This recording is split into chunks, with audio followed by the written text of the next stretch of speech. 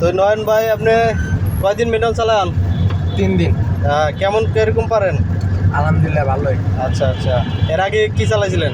এর আগে অটো চালাইছি। অটো চালাইছিলাম। এখন কি ডাইরেক্ট ম্যানুয়াল চালালে কি আপনার কাছে ইজি হতো, না অটো চালায় ম্যানুয়াল আসার জন্য আপনার ইজি হয়েছে?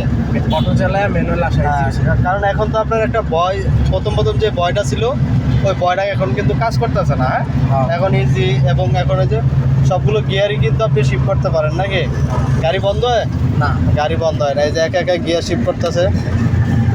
হ্যাঁ, কতদিন দিয়েছেন বলেন?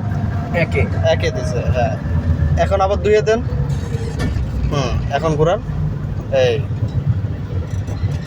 যাও। হ্যাঁ যাবে।